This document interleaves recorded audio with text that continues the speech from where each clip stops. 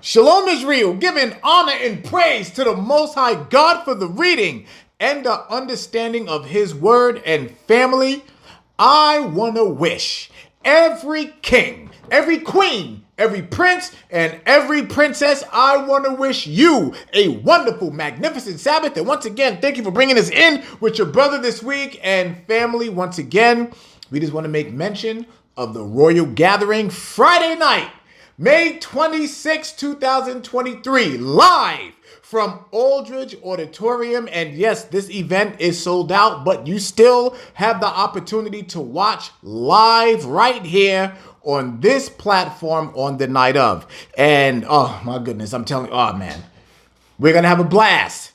We are going to have an absolute blast. And I want everybody to know this. There is absolutely no camp bias whatsoever. We don't play them games here. This is for Israel. Israel as a whole. Every Black, Hispanic, and Native American. I want everybody tuned in that night. Because when we do this here, this is not about, oh, because if you're not a part of this camp, then you're not in the truth. If you're not with this camp, then you don't know what's real and all that stuff. That's stupidity. Absolute stupidity. Israel is for each and every last one of us. Every Black, Hispanic, and Native American, we know who we are. And that is the invitation that is to each and every last one of you. And once again, I just want to thank everyone that participated to make this happen. Now, family, I'm going to let y'all know right now, tonight, this story that we are going to be bringing out, I want to make this clear because I know there's a lot of people that I understand that I am not for everybody. I understand that there are people that don't like my way. They don't like the way I say things. They don't like the way I bring things out. They, quite frankly, do not like my attitude. Necessarily to say they don't like me. And that's fine. I am 100% perfect with that. I could not care less. But if you're going to watch anything here that I do, I'm not even talking about other members of the royal family because we are all different individuals and everybody have their own personalities and that is absolutely fine. But if you don't like me, you don't got to watch. That is so simple. If you don't like it, either swipe left, swipe up, hit your clicker, whatever it is that you use, and just go on about your business, right? That's easy. Because tonight, we are going to be reading from Luke chapter 5. And I got to tell y'all, this has to be read with a certain Black dialect. This is the Black experience. And so I'm just going to be myself. Tonight, I'm going to be myself. I'm going to be me. I'm going to read this like we was all sitting in a living room and we're just bringing these stories out and telling them how we do. All right. And so for anybody that has a problem with that, you can just go off and go play with yourself, go do something. But here tonight, oh no, we're going to get into this and we're going to have a lot of fun talking about it. So let's go ahead and open up this. Please, family, open up your Bibles to the 1611 King James Version Bible with the Apocrypha. And we're going to be reading from Luke chapter 5. Luke chapter 5. One of the most hidden, buried stories in these scriptures, and you're going to find out why. I'll tell you this right now. Anything that remotely comes anywhere to the Black experience, they don't read. But this one does, and you're going to find out here tonight. Watch this. All right. Luke chapter 5, verse 1. And it came to pass that as the people pressed upon him to hear the word of God, he stood by the lake of Gennesaret. Now, who is this speaking about? This is speaking about Yahawashi, who the world calls Jesus Christ. So what's happening right now? So Yahawashi is in an area which is the lake of Gennesaret. Now, you got to remember, when Yahawashi is around, the atmosphere changes. Everything around changes. This is the Son of the living God that is in the presence of our people. You can't just say the presence of the people because I'll be talking about everybody. The presence of our people, the Israelites, Blacks, Hispanics, and Native Americans. Verse 2. And saw two ships standing by the lake, but the fishermen were gone out of them and were washing their nets. Now, just like we've been talking about here these past couple of weeks, there's going to be times when you're reading the scriptures and a lot of it is going to go like right over your head. This is why you got to take your time reading the scriptures. Take your time, slow down and read what it says, because when we read verse 2, it says a lot. As I love saying all the time, there's a lot of meat on that bone. Watch this here with verse 2. And saw 2 ships standing by the lake, but the fishermen were gone out of them and were washing their nets. All right. Now we're going to take it to verse 3 and let's see what this says.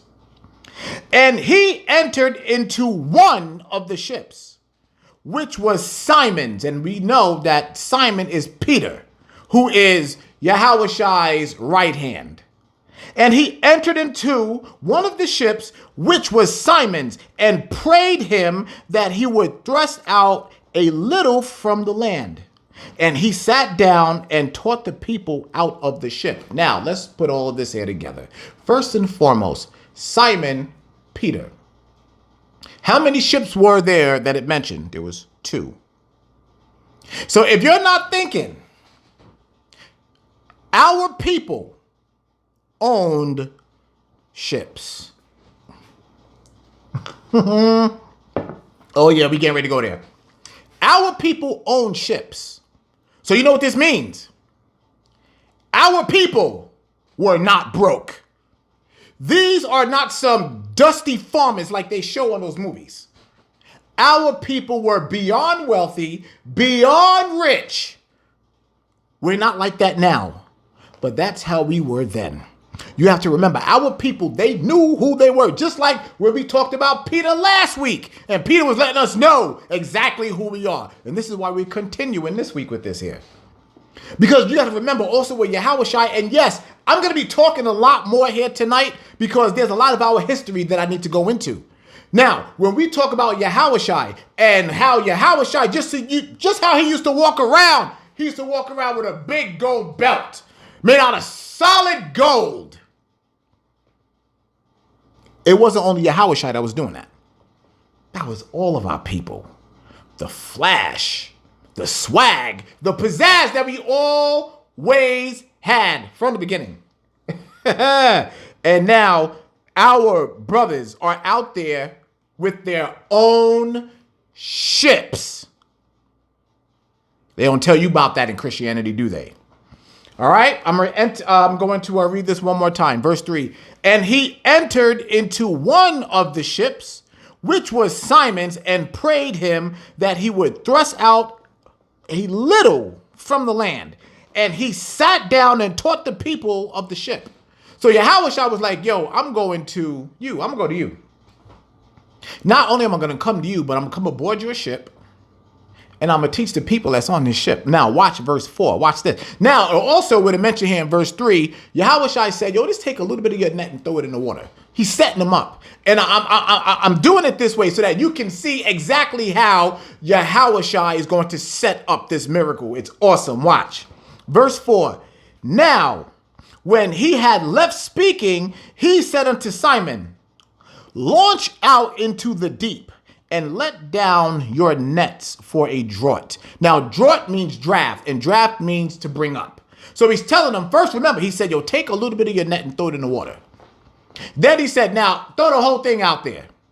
Watch what comes next. Watch this, verse 5. And Simon answering said unto him, Master,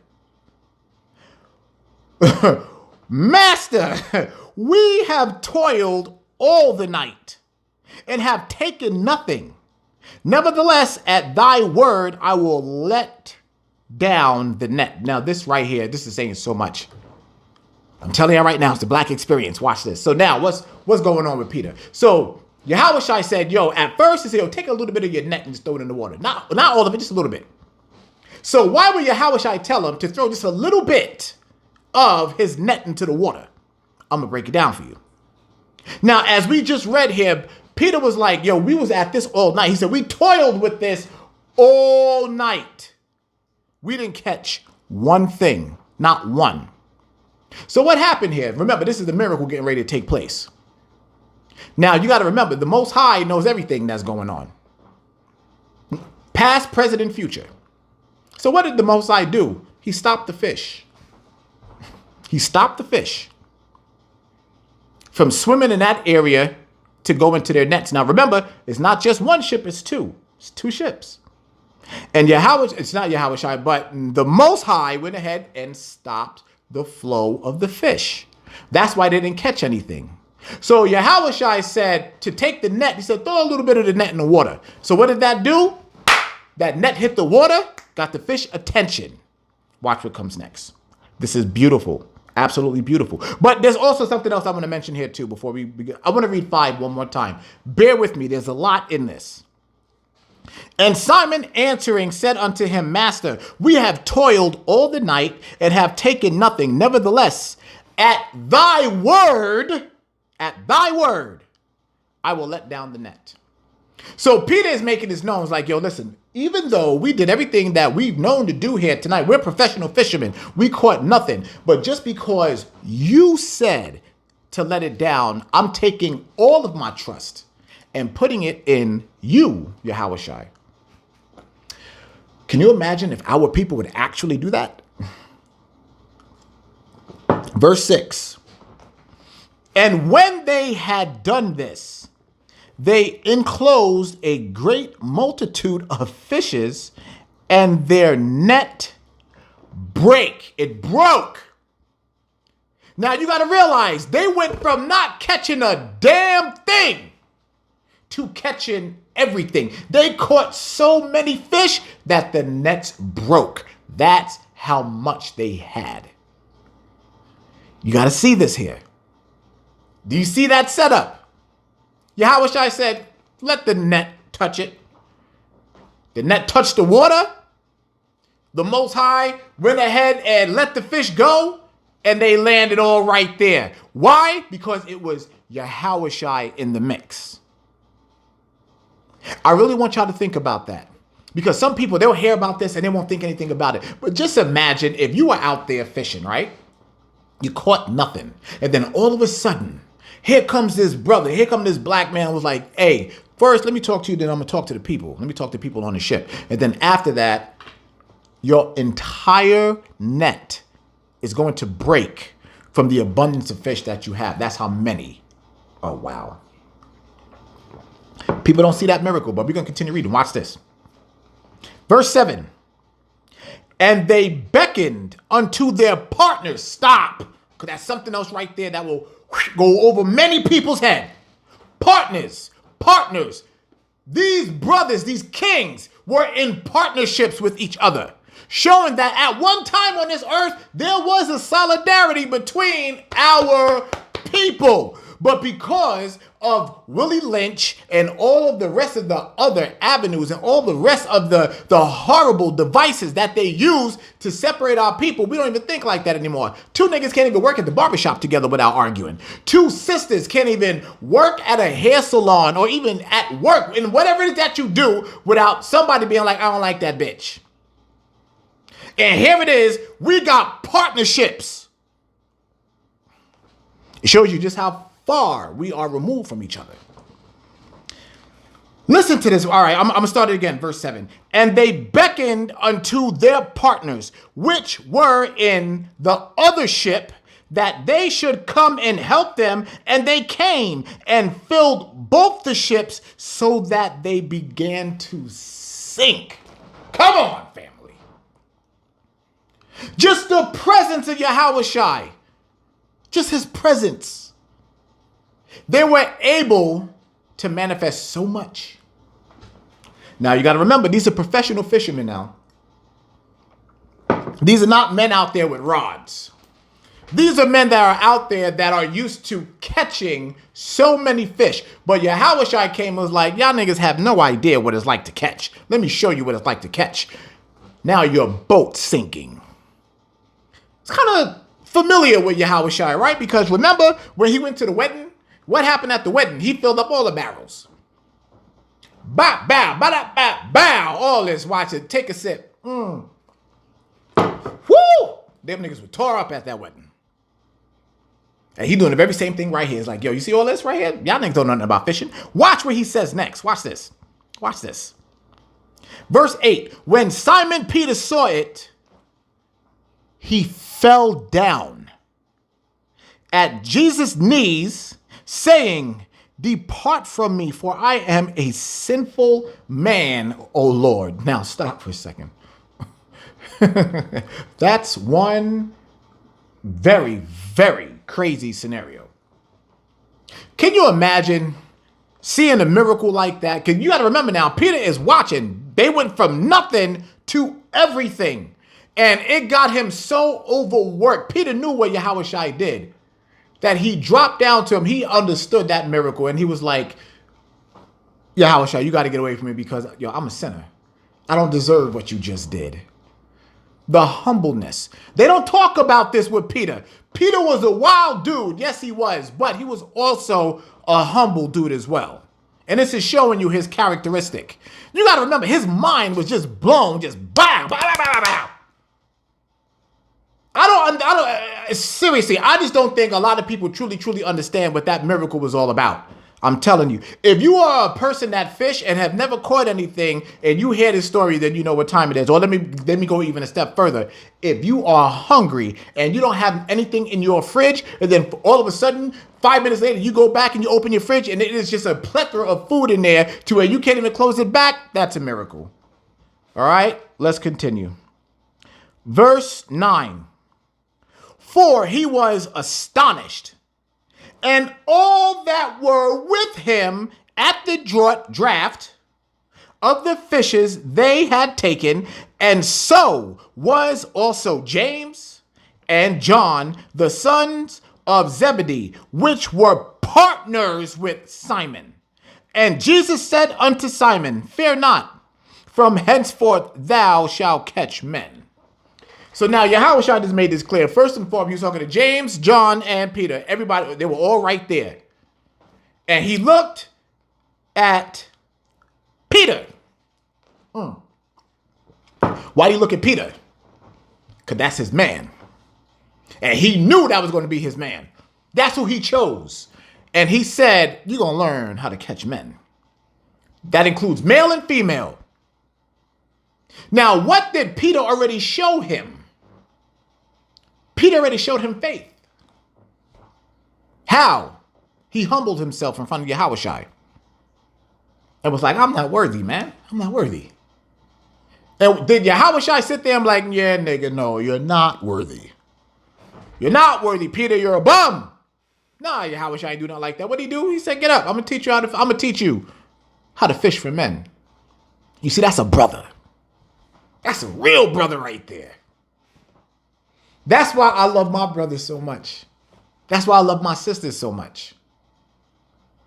We have this understanding. We know how this type of stuff works. When we see these scriptures and we pay attention and we read it and we just happen to just meditate on these scriptures, the picture comes to life in your head. It does. It really, really does. Shut up. Nobody talking to you. Now, and when they had, again, you see, just disrespectful on every level. And when they had brought their ships, so they forsook all and followed him. Y'all see what that said? All of the abundance that they just had, they just witnessed everything. They just witnessed the miracle. And they said, you know what? Even with all this abundance, even with all this money in this ship, we're going to abandon it all. We're going with you. Yahawashi, we're going to follow you. And you know why? Because Yahawashi is the solution. He's the answer. He's the solution. He's even the question. He's everything. And they understood that right out the gate. They knew it. They said, okay, we're with you. Why? Because they knew if they would have stayed with him, they lost everything and gained everything at the very same time. Verse 12. And it came to pass when he was in a certain city, behold, a man full of leprosy, who seeing Jesus fell on his face and besought him, saying, Lord, if thou wilt, thou canst make me clean. Now, oh, baby, here we go. There's going to be so many people that's going to be like, you're racist for what I'm getting ready to show you right now. Let me tell you something. When it comes to leprosy in the Bible, it describes a certain something. So what we're going to do, we're not going to just rely on this. We're actually going to go there and see what it says. Okay. So we're going to take a little detour really, really quick. So we're going to stop here at Luke chapter 5 and verse 12. And what we're going to do is go to the book of Leviticus. I'm going to go here first. Let's go to the book of Leviticus chapter 13 and verse 30, please. Remember, we always have to make sure we hit these precepts. I will always make sure that I let the Bible define itself. I will never sit here and try to tell you what the hell I interpret, but what the Bible actually says, okay? So that's Leviticus chapter 13 and verse 30. So now let's see one of the characteristics of leprosy. Let's see what it says. Then, let me start that over. Then the priest shall see the plague, and behold, if it be in sight deeper than the skin, and there be in it a yellow thin hair, then the priest shall pronounce him unclean. It is a dry scald, even a leprosy upon the head or beard. All right. Let me ask you a question now. I'm going to read this last part one more time. Even a leprosy upon the head or beard. So what is that talking about? Upon your head or your beard. It's talking about your hair. And right now, this is referring to the brothers. It's talking about our hair. Now, for me, I'm follicularly challenged, so I don't have any hair up here anymore. But here I do. Right here. So, what did the Most High say he was going to do to those who are unclean? Now, remember what the brother just told Yahawashi. He said, please make me clean. See the precept? It's unclean. A leper. Unclean. What is the characteristic? What's that characteristic? Oh, y'all already know where you're getting ready to go. That characteristic is blonde hair. Ooh. That was that. So now, one of the side effects of this disease that is called leprosy is blonde hair. So now we just left the description of the Most High using a brother. So now we are going to go to the book of Numbers. We're going to go to chapter 12 and verse 10. Now we're going to get the opposite. Now we're going to get a sister. And we're going to see exactly what this says. And then we're going to take these two things and we're going to put the 2 and 2 together to where it will equal 4. Numbers chapter 12, verse 10. And the cloud departed from the tabernacle. And of course, you already know that is a chariot, not a literal cloud in the sky, not a gas, but a physical vehicle of an angel called a chariot.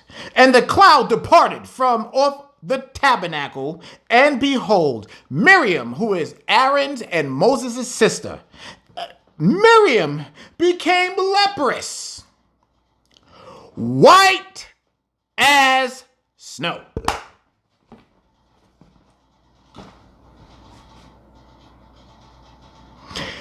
And Aaron looked upon Miriam, and behold, she was leprous. Oh, wow. So now, let me turn to the side. Just get a little, let me get a little douche going on here for a second. So, when the Most High had an issue with one of our people, and when he wanted to separate and segregate that person, what did he do? He made them look like Esau. Oh my gosh. Wow. Wow. Oh yeah. You're a racist, Mike. No, I'm not. I'm reading scriptures. The Most High, if he had a problem with our people, one of the punishments that he would use, he would turn their hair blonde and make their skin white. I'm reading the Bible. I'm reading the scriptures. And people, they're going to get mad at me. When the Most High had a problem with our people, he turned them into ease. And then people, they get mad at me when you go to these scriptures and you actually look at it. That's why I told y'all this is the black experience, baby. Yes, it is. Let's continue. Well, no, I want to read 12 one more time. And it came to pass, when he was in a certain city, behold, a man full of leprosy, who seeing Jesus fell on his face and besought him, saying, Lord, if thou wilt, thou canst make me clean. To have that leprous hair and leprous skin, that blonde hair and white skin, according to the Bible, it says that you are unclean. And then here it is, the Most High, the people all the way at the bottom, and that's exactly how he made their characteristics from birth. Wow. Don't tell me God is not who he is. Verse 13, and he put forth his hand and touched him, saying, I will, be thou clean. And immediately the leprosy departed from him. Stop.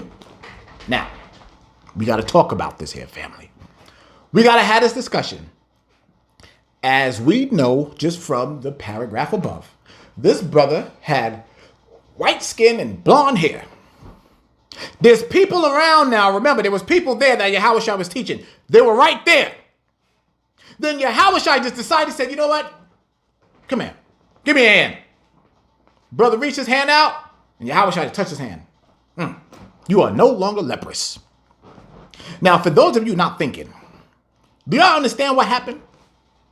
There's people that's around watching as Yahawashi touched this man's hand and he went from white back to black. I don't know about you, but if I would have seen that, somebody would have had to get punched in their damn face. Because if I would have seen somebody's skin just instantly turn like that, okay, I feel better now. I don't think y'all understand the miracle of seeing that right there. Just imagine you seeing that. Just imagine that. It's the greatest thing in the world. Verse 14. And he charged him to tell no man, but go and shew thyself to the priest and offer for thy cleansing according as Moses commanded, for a testimony unto them. Now, what is this all about? First and foremost, why did Yahawashi even mention the law of Moses? You know why? The law wasn't done away with. That most Christians try to sit there and say, well, Jesus is here now, Yahawashi is here. That means that the law was done away with. No, it wasn't. Yahawashi just referenced the law. He said, now, according to the law of Moses. Now, as we already know, in Deuteronomy, Moses handed out all of the commandments that we were to follow. Did he or did he not? So why is Yahawashi going back and talking about that? Because nothing ever changed. All right, let's continue.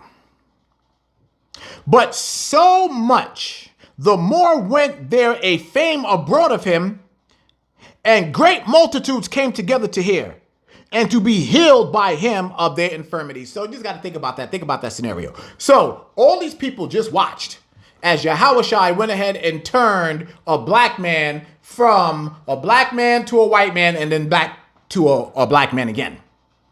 So this man went out and people saw him. They was like, hold on, nigga, wait, whoa.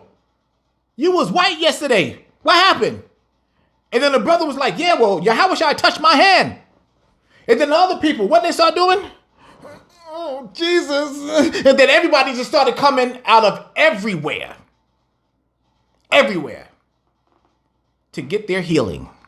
Could you imagine if we had that today and all of the different infirmities that we have, diabetes, to everything?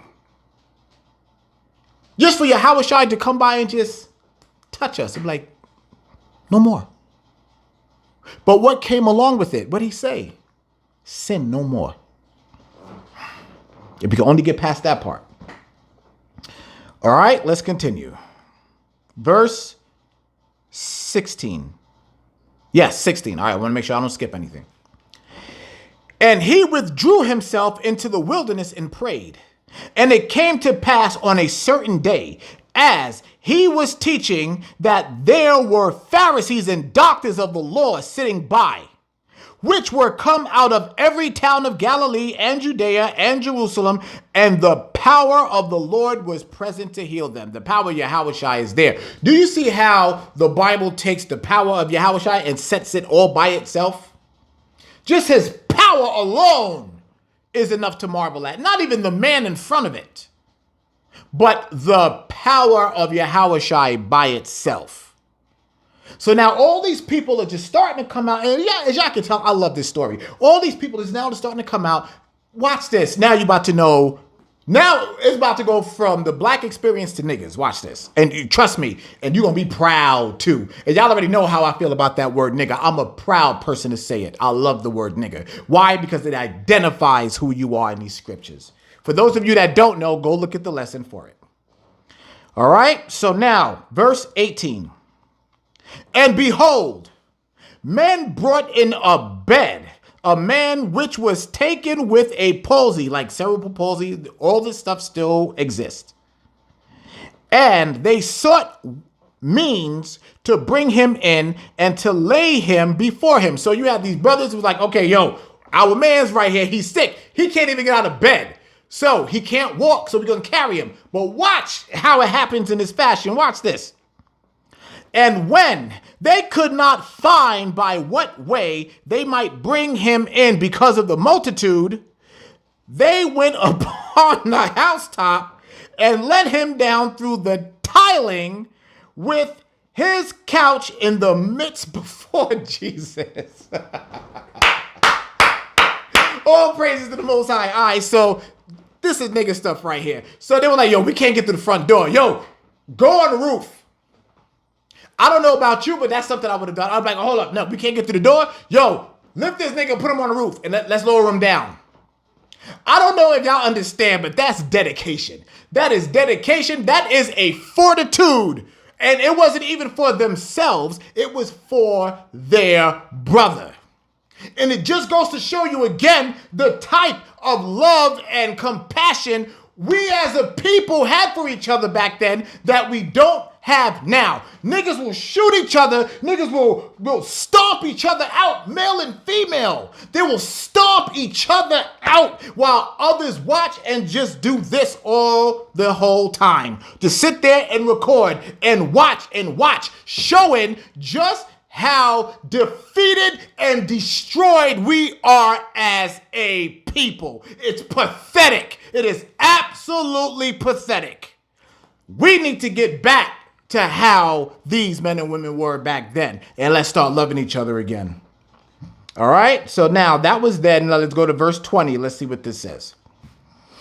And when he saw their faith, he said unto him, man, thy sins are forgiven thee. So what did it take? It took faith, and if a damn sure took work. And you got to imagine Yahawashi just being up in there, just looking at that. It's like, look at these niggas. Go ahead and send them down here. Like, look at these niggas right here. All right, here you go. All right, come here. You're healed. I'm telling you, man. Verse 21, and the scribes and the Pharisees began to reason, saying, who is this which speaketh blasphemies? Who can forgive sins but God alone? You see, now here come these haters. Hating ass niggas all day. Verse 22, but when Jesus perceived their thoughts, he answering said unto them, what reason ye in your hearts?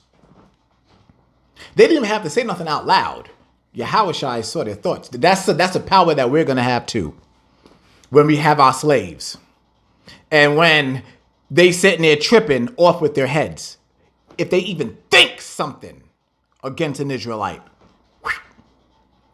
So now Yahawashi, he went right after their hearts. Why? Because as we know in these scriptures, the Father said the heart is pure evil.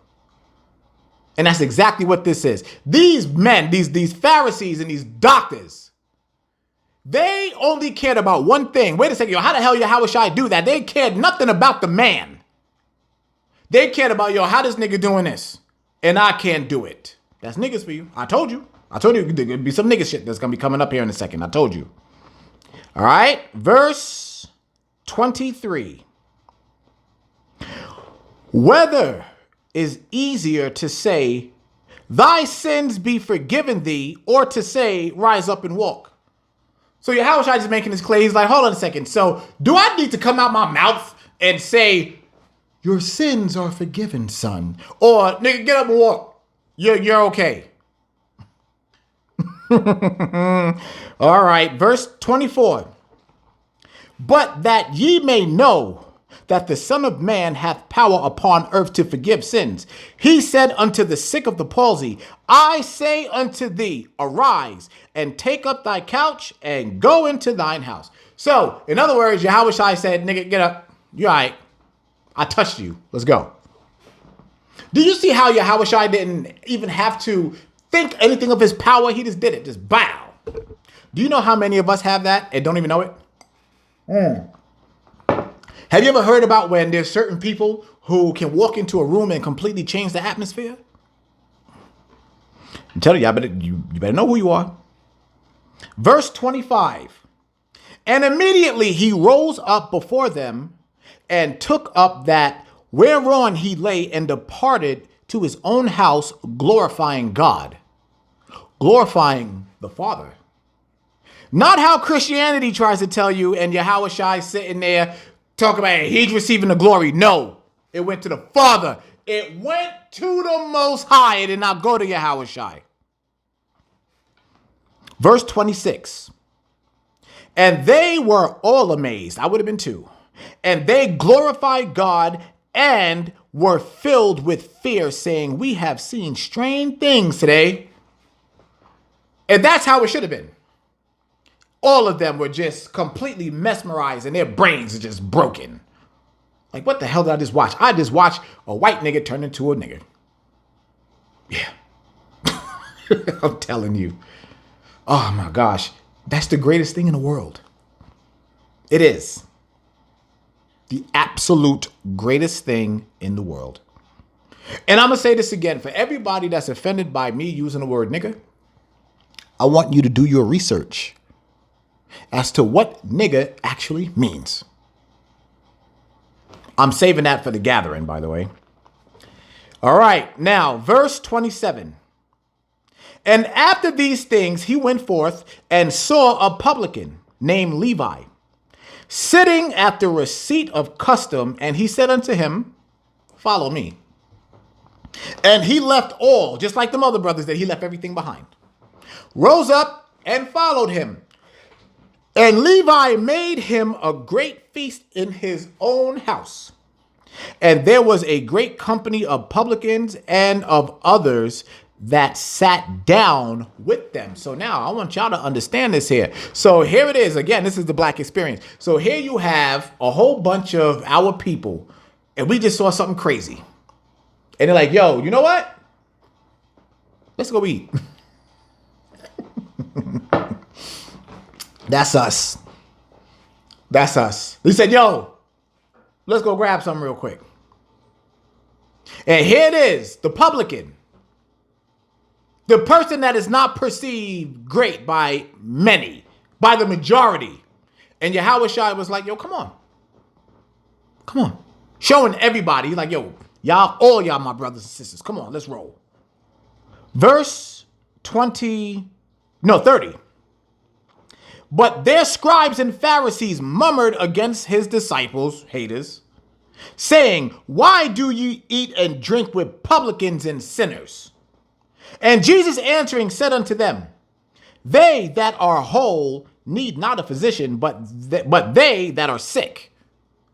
So again, this is going right there telling you again that the law is not for the law keeper. It doesn't matter. That person is already keeping the law. There's nothing that's bothering him that he's already doing what he's supposed to be doing. But the person that's not keeping the law, that's who the law is for. So that he can learn what he's supposed to do or she's supposed to do.